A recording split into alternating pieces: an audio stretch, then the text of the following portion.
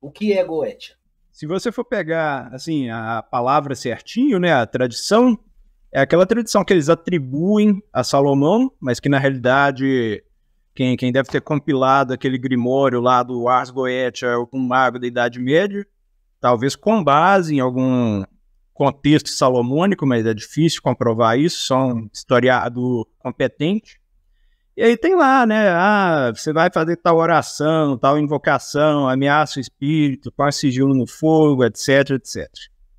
Na prática, a Goécia é aquele tipo de operação em que você lida com forças que estão alheias ao seu consciente. Não estou dizendo que eles sejam inconscientes, subconscientes, mas a sua mente consciente não tem acesso a elas.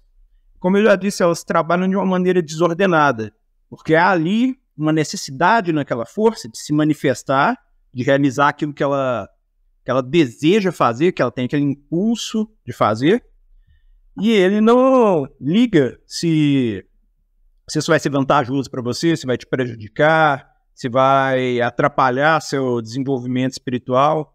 Ele busca se realizar através de qualquer um que se aproxime dele.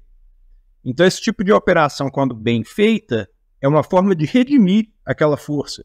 Porque ao invés de você dar para ela o que ela quer e em troco de que ele realize seus desejos mais baixos, você faz com que aquela força siga a sua verdade pessoal, de maneira que quando você se eleva, ela se eleva junto.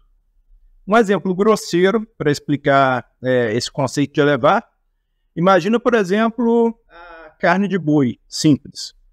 A carne de boi, se o animal tivesse vivo, ele ia viver ali 5 a 10 anos na natureza e ia se extinguir sem criar nada, sem produzir arte, sem deixar legado, tudo de acordo com o natural mesmo. Mas a partir do momento que você come aquela carne de boi, você integra a energia dela no seu ser. Então, se ao se alimentar daquilo, você produz arte, produz música, escreve algum livro usando aquela energia como combustível, você eleva aquela matéria grosseira a um patamar que só pode ser atingido com as capacidades humanas.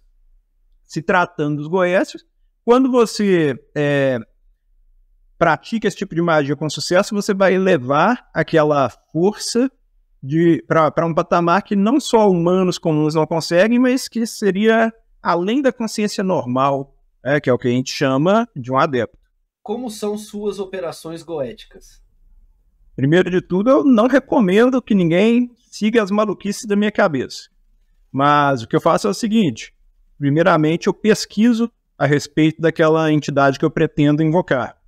E aí eu estudo tudo sobre ela, de que cultura que ela vem, em que culturas existem conceitos similares ao dela. E aí, depois que eu estudei tudo que existe para estudar sobre, eu vou memorizar o sigilo daquela entidade.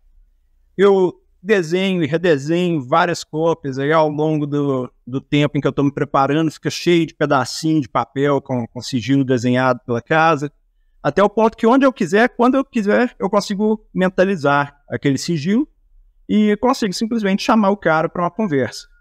Essas minhas operações, como eu já falei em outros lugares, eu pretendi fazer com 72, mas só foi possível fazer com os 7 primeiros, e aí me bloquearam, falaram que eu já tinha poder o suficiente, que não era para eu seguir em diante.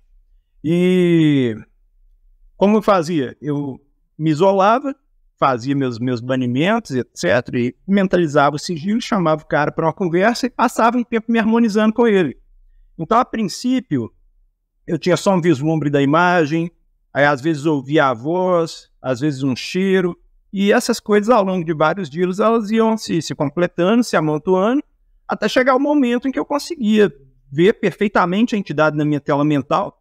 Veja bem, quando eu digo que eu enxergava e que eu via, não estou dizendo que vinha luz pelo meu nervo óptico ou que o oxigênio fazia o meu tímpano vibrar.